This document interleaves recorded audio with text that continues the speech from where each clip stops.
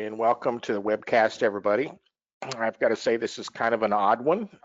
We present at Autodesk University every year live, usually in Vegas. It used to be down in Florida, so it's kind of unusual to be doing this as a web, sitting in an office. But that's okay. That's kind of neat. I'm glad you guys could make it, and I hope you find something interesting today. Joining me today is my colleague Randy Mabery, who's going to be doing the heavy lifting, the demonstration part of what we're going to be talking about today. And that's basically understanding how Excel works with iLogic, and the practical examples we're going to use today are just some BOM data, moving BOM data around using iLogic to facilitate all that kind of stuff. A little bit of housekeeping on my end. Today's presentation is brought to you by IMAGINiT Technologies, the company we work for. Naturally, we're a part of a larger company. We're part of an umbrella corporation called RAND Worldwide. You probably heard of some of our sister companies, RAND 3D, and of course Ascent, the folks who do all the courseware. So let's get started. First of all, it's not unusual at all for the continual use of spreadsheets in the engineering design workflow to control something, whether it's just information, whether it's going to be used as a database for searching or gathering or reporting or something like that. It's not uncommon at all. It's used a lot, even today's world. Even though databases may be prevalent, Excel is still your #1 database, right?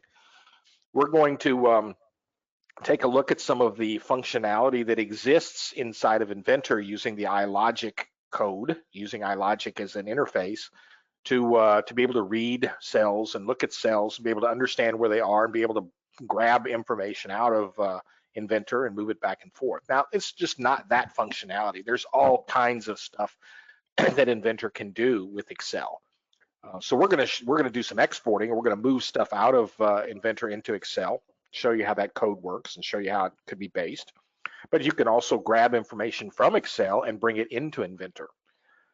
Some of those instances where you might consider using an Excel spreadsheet like that is for part numbering. You don't use Autodesk Vault's part numbering schemes, or you don't really have an ERP or an MRP system. We see this all the time where it's just a giant spreadsheet that's kind of giving you the next set of part numbers. Well, you can certainly populate the spreadsheet and then push a button inside of Inventor and have iLogic go over there, do its thing, and read those into the bill of material. It's a very common workflow and works very well. It just saves you a lot of data entry time of plugging in numbers into a BOM inside of Inventor. And really, there's lots of aspects behind the design that a connection or a hook to Excel can help you with. Passing information back and forth programmatically is very, very efficient.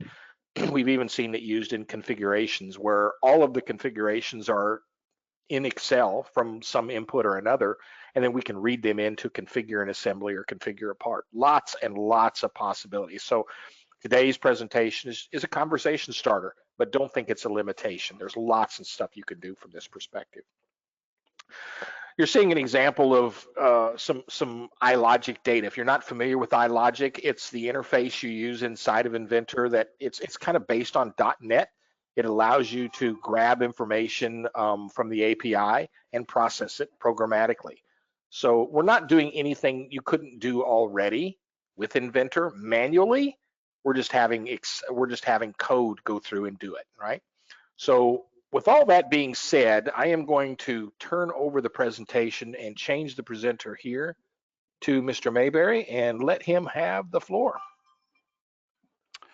Thank you very much, sir. So if you could let me know that you can see my Inventor screen, all right? You're good to go, sir. Alrighty, so as Carl said, good morning or afternoon or evening, wherever you happen to be. Thanks for joining us today as we talk about exporting your Inventor BOM using automation. We're going to talk about exporting your bill of materials through simple methods using the iLogic snippets. And we'll also take a look at a couple more, a little more complex versions using some API calls. We'll talk about BOM views and levels of detail and how those affect our bill of materials. And then we'll talk a little bit about the iLogic Go Excel functions. So let's talk a little bit about our task at hand here. What we want to do is export our bill of materials from Inventor to Excel into a spreadsheet for some kind of external processing. Maybe our purchasing group needs it for buying purchased items, or our ERP system is going to grab some kind of flat file and import our bill of materials from that. So this is going to be a rule that I would want to build as part of my configurator, and that's what we see on my screen here is a simple slider bed conveyor. If you've seen any of my presentations on iLogic, I use this example quite a bit. I can simply make different selections here, my belt widths, my motor length, my drive hand, and hit convey or configure there, and the iLogic code on the back end is going to run. Well, this is a job specific entity that I just built, and we want to get that bill of materials again out to our purchasing or out to our ERP system. Since I want that rule, or that BOM export rule, to be able to run against many different files, we're going to write this as an external rule. Right, so iLogic has both internal rules that are part of the current active document, and then we have external rules that kind of exist in a localized, centralized location, so that multiple files can view it, multiple files can access it. And then if I have to make a modification to it, I only have to go to one central spot. Okay. So I'm going to take a quick look here at the bill of materials, and we'll talk about some BOM views, because that's going to come into play when we start talking about exporting this, right? So I simply went to my bill of materials on my Assemble tab in my Manage panel, and we have three different ways of viewing bill of materials data here. One is the Model tab, and it pretty much shows me how my model is structured, right? I've got some sub-assemblies here, so if I expand those, I can see the children. There's another sub-assembly, so he's got some components, another sub-assembly, etc. I can see specific I properties, right? I'm currently showing stock number, quantity, the BOM structure, the title, the description, etc. And I can set this up to look the way I want it to look. Our Structure tab takes into account the BOM structure of each entity, as well as how our model is structured. And typically this is the bill of materials view that you use either on a drawing or what gets exported out to Excel. But we can do either or. And then there's also a parts only tab. The parts only tab shows all entities, but generally used for like a summarized bill of materials. It only shows entities whose BOM structures are set to normal, purchased, or inseparable. And I'll get to that more in just a little bit of detail. Okay, so I jump back to my Structure tab. We notice here that most of these are listed as a normal BOM structure. That means Inventor's not going to do anything special about those. Quantities are going to show up as expected. It has no effect on anything. Some of my other options here that we see are purchased, right? In my Structure tab, it doesn't make any modification to my line item in my bill of materials. Where that makes a change is on my Parts Only tab. So if an entity is set to purchased, it shows up in my Parts Only tab, but its children do not. Something like that you might want to use for a cylinder assembly. You might model a purchased cylinder as an assembly, but you buy that from your pneumatics or your hydraulic supplier, right? You don't buy all of the separate pieces that you use to model it. So if I set that to purchased, it would show up as a single entity, and I wouldn't see even his children. Okay. Some of the other ones that we'll see as we're going through here is reference. Reference don't show in the bill of materials at all. It's quite often used for skeleton modeling, or if I'm putting something into my bill of materials I don't want to show in my BOM, but I want to see it in my model. And where we're going to see it here is entities that are suppressed with iLogic. Okay. And that takes us into the levels of detail. So I'm going to go and hit done here. Go ahead and make some saves. And notice in my model browser over here in my representations folder, I am on a custom level of detail. If you've used iLogic and you know that when you go suppressing components with iLogic, it requires a custom level of detail. And we are currently in my iLogic level of detail. In this case, this right guard And then I also have a left-hand chain guard, depending on what side I'm driving from. Those get suppressed or unsuppressed. And there's also a middle leg that comes in if my conveyor length gets too long. Okay, so let's go ahead and switch over to my external rules tab. And I'm going to right click on my folder here and choose create new external rule. Again, we're going to make this external so that I don't have to worry about it getting, or multiple entities can access it, right? So here's my iLogic rules browser. Autodesk made it very simple to do a simple BOM export.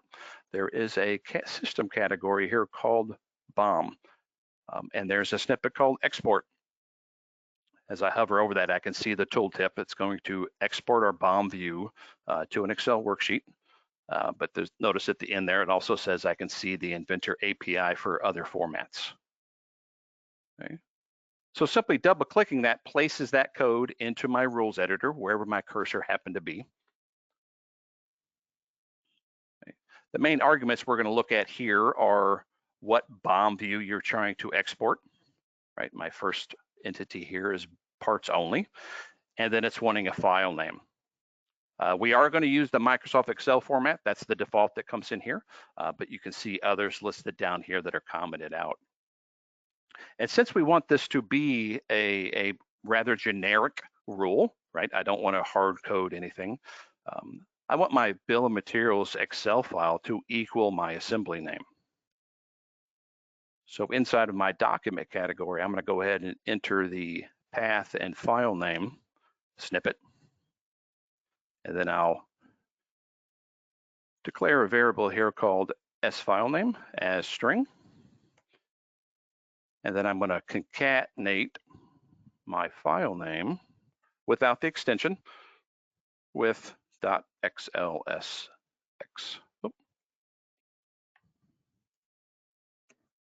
Okay. So that's simply going to take my document file name without the extension. That's what the false down here is telling me. And then stick or concatenate .xlsx on the back end of it.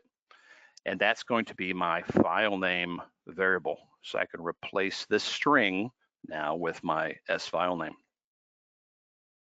Okay. I don't want the parts only. Remember, we talked about parts only and we talked about structured. So I'm going to change my BOM view there to structured. Okay. I'm going to go ahead and hit save and run. And we get an error. It tells me here that this BOM could not find the BOM view named structured. Don't worry, this was expected.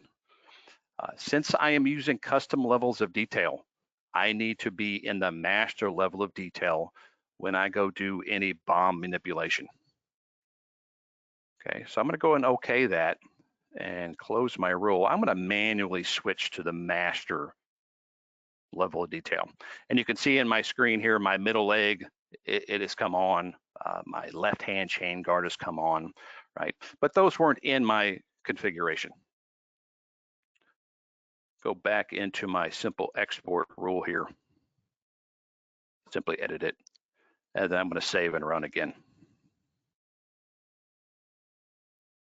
Okay, so that's done exporting. I'm going to flip over. There's my one I was running earlier. So here's my AU conveyor assembly, right? 1245, it was simply just ran. I double click that to open it up in Excel.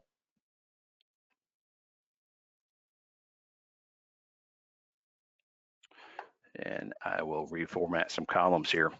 So we see my item number, part number, BOM structure, stock number, title, right? So a few things to point out here is that the columns that I see here are the exact same columns as I had set up in my bill of materials. If I go to my structure tab, right, I see the item, the part number, the stock number, etc. Okay. I also do not have my leg quantity is set at 2, right? Even though my master level of detail is showing 3 of them. And I only have the right-hand chain guard down here. It's not showing the left-hand chain guard. So as long as you've suppressed those entities with iLogic, and it's taking care of setting their BOM structures the way you expect them to. Even being in the master level of detail is still going to give me a proper bill of materials. Okay. Exporting your bill of materials with this simple iLogic snippet is just the same as exporting it throughout the bill of materials. Up here in the upper left, I can export that bill of materials and save this out again the way I want it. What view are you exporting? And then am I looking at first level or all levels? The levels has to do with how that view property is set up. Mine is currently set for only the single level, not showing all levels. Okay. So let's make some changes here. I'm going to close that Excel file so when we overwrite it, it'll be all right. And I switch back to my iLogic level of detail. And again, I've got some intelligence built into this model. So if I go long enough, it's going to know I have to turn in or turn on that middle leg. I need that middle leg. And I thought it was 130. Oh, there we go. So I've switched to 160-inch long, right? It unsuppressed that middle leg, and I also changed my chain guard there. So we're going to see additional hardware. We're going to see those other legs. We're going to see the other chain guard. So I'm simply going to right click on that simple export rule, run it again. Give that a second to go. And then there's my new 1248.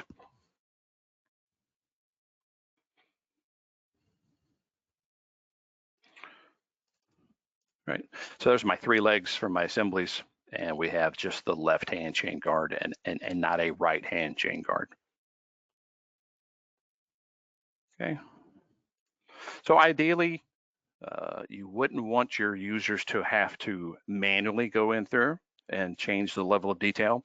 Again, if you're not suppressing components, there's no need for me to, as long as the iLogic is concerned, to have a custom level of detail. But if we do, we can include that as part of our rule. And I do have that code typed out over here, so I don't have to type it here.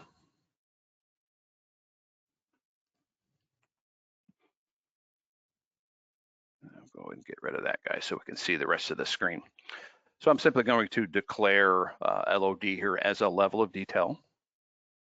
And then this line here is setting the master level of detail. Okay, then we go through and do our export, and then down at the bottom, I would want to set it back to my custom level of detail.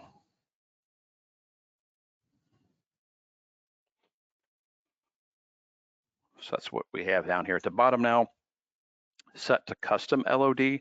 And again, I typically use the term iLogic for all of my custom level of details. We could also go through and look to see if that exists. If it doesn't exist, create it, however we need to handle that. But this way, I can go ahead and run it while I'm in the custom level of detail.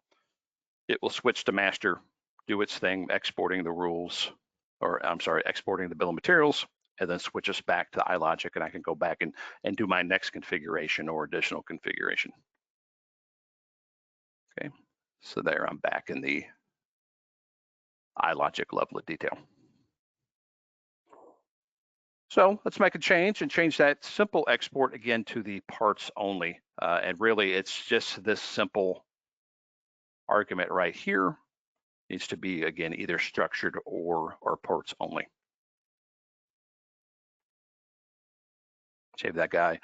If you can see it, it turns on those things while switching back and forth between those levels of detail. And there's my 1251.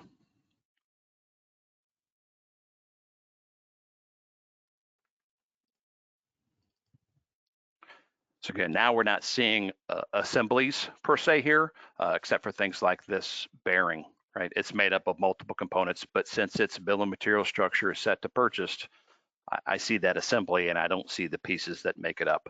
I don't see the leg assemblies. I see the foot and I see that outer leg, etc.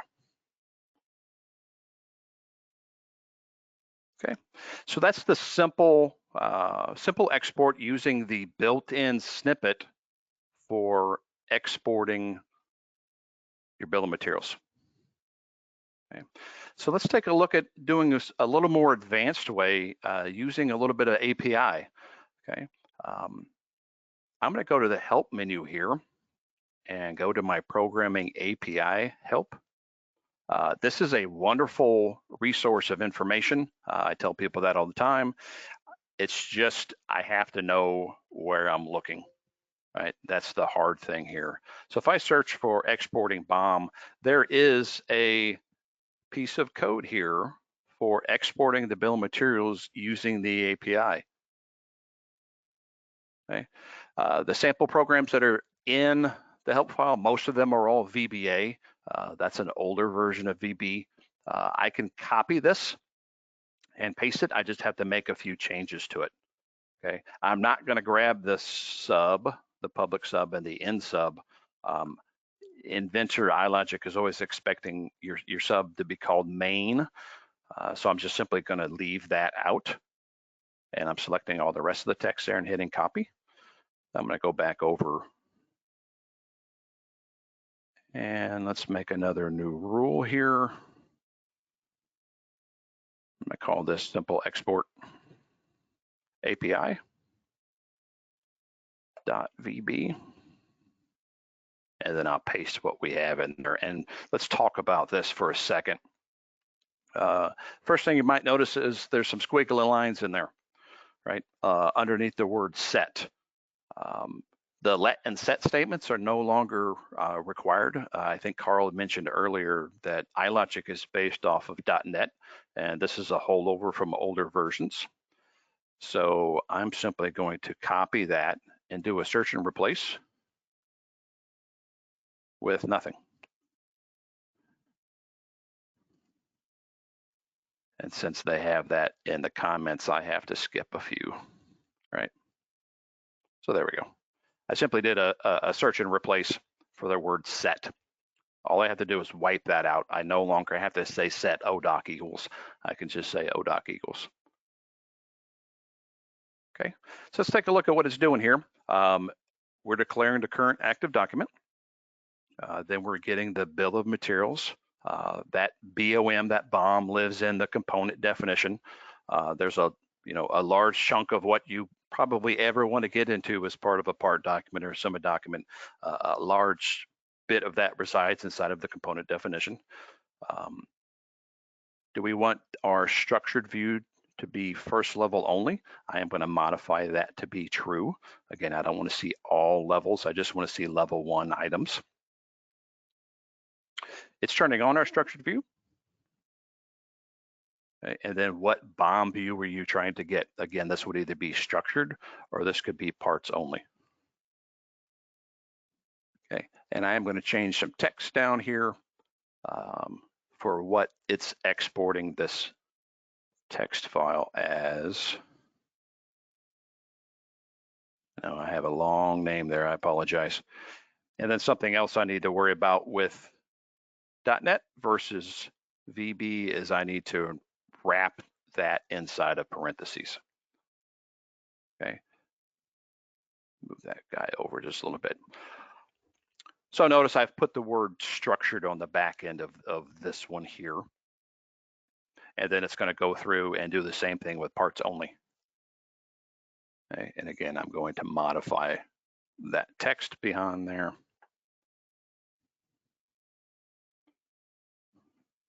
And then put in my close parentheses and my start parentheses.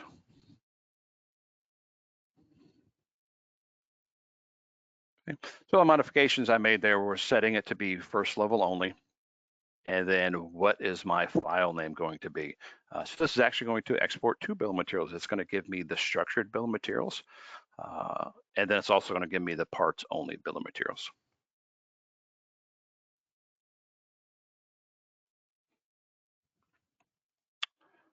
Yep, and I am not in the master level of detail. Should have caught myself on that one. Or put my bit of code there that swaps this for us, right? So I hit save and run.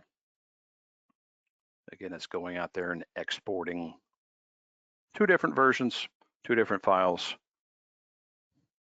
And if I go take a look at my folder now, all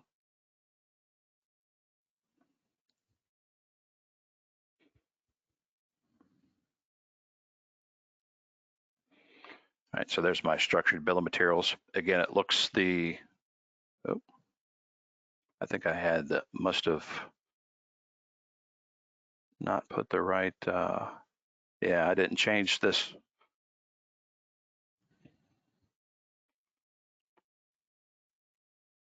My mistake there, so let me change that. I realized that what it was calling structured as parts only, and that's incorrect. So let's run that again.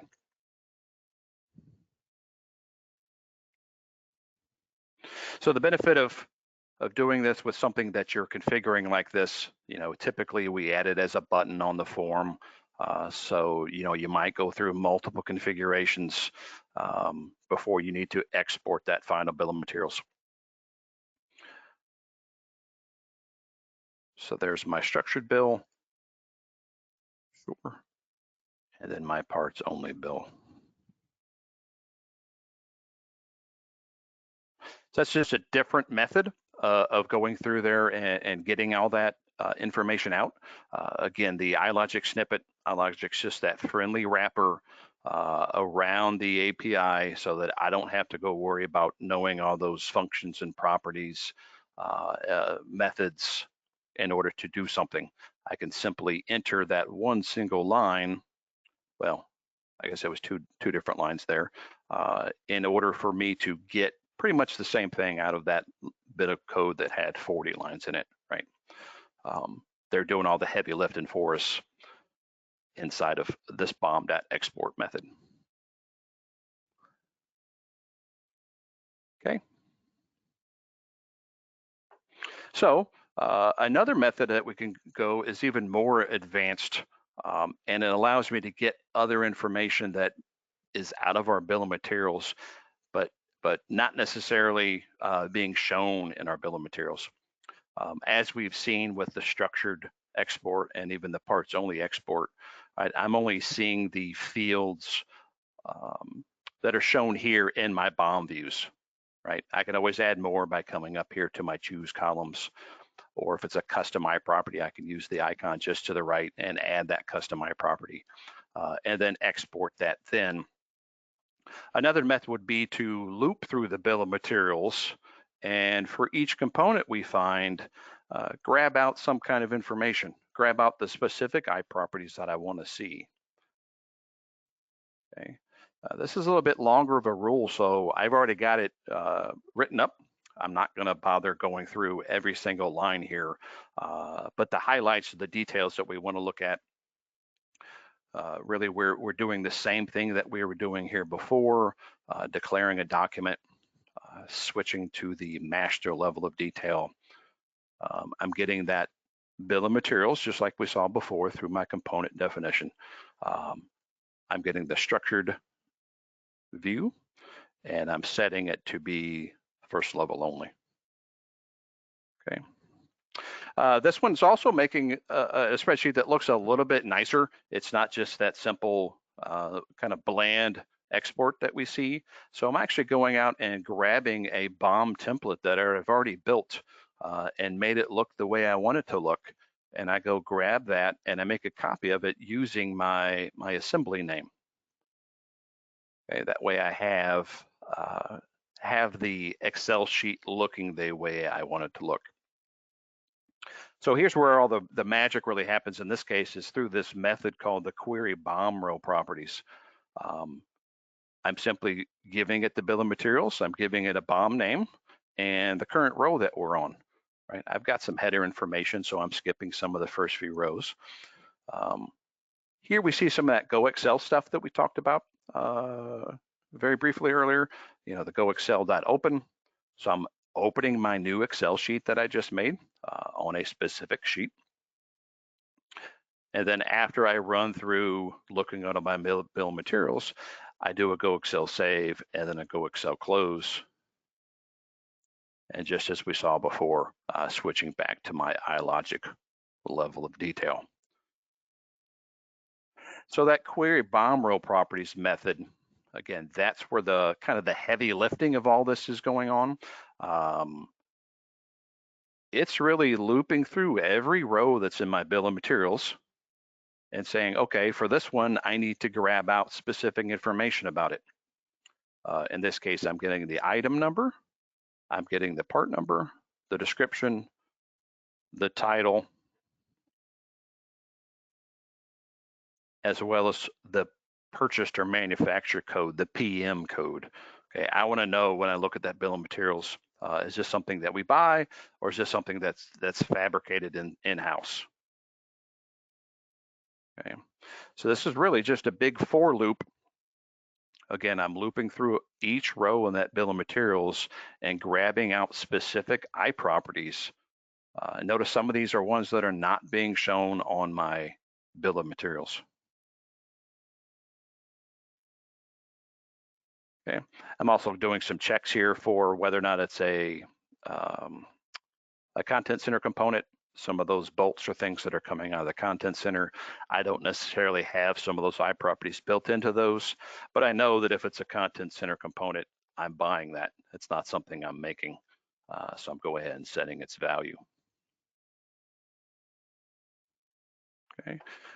And then at the bottom is where I'm actually writing that stuff out to Excel, the go excel.cell value command here. Remember, current row is whatever row I happen to be on. So in A1, I'm writing the item number property. In B1, I'm writing the item quantity, etc., part numbers, titles, descriptions, and then the PM code property. Okay, and then I'm incrementing that row by 1. If it's a assembly that's got children, I then jump down into that assembly and I do the same thing again. If it's not, then I simply just go back onto the next row of my bill of materials and cycle through that whole process again. Okay, so the benefit of the subroutine again is I don't have to write that over and over and over. If you find yourself doing something multiple times inside some code, hey, this is like the 4th time in a row here I've written go grab the part number iProperty, right? Think about pushing it off to some subroutine or some function in order to do that for you. Okay, so I'm going to hit save and run here. And I probably didn't talk about it, but I've got some dialog boxes there that pop up that just tell me, hey, the bill of materials export is done. Okay, so now if I jump to my assembly file over here, there's my AU conveyor assembly advanced Excel file.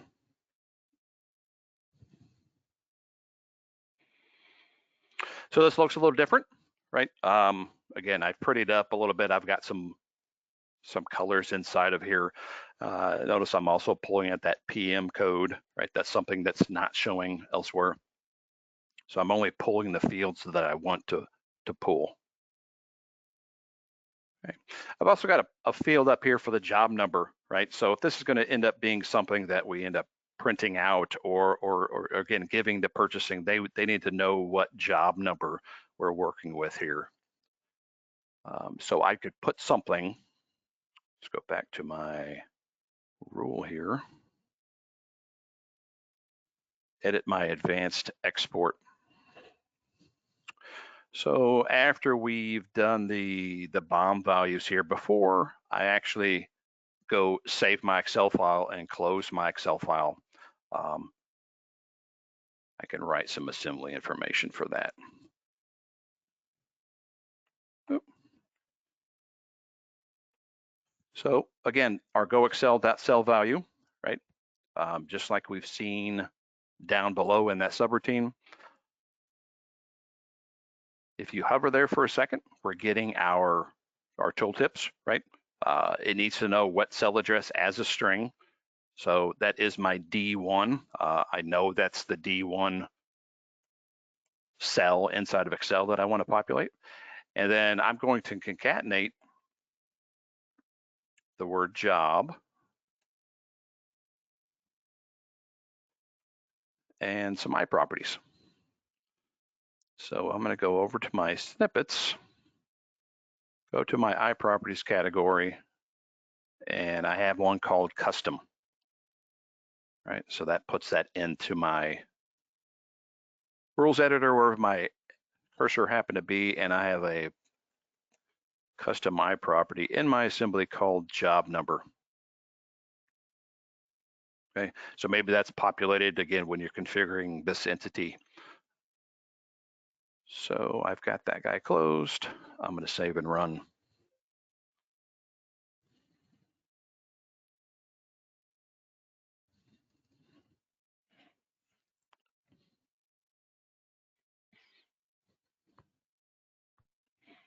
Okay, so again, now I've written that data out, that 20-013-64, out to my field.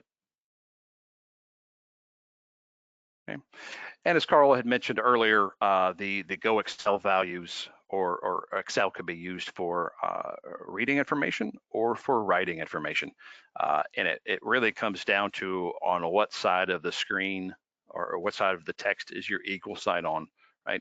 So here we're setting the cell value D1 is equal to some value. Reading it is just the other way.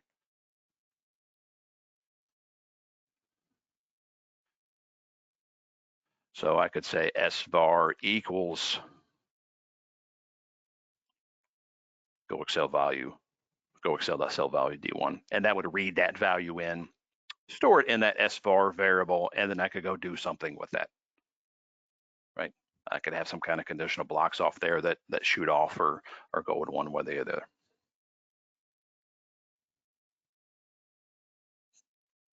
Okay.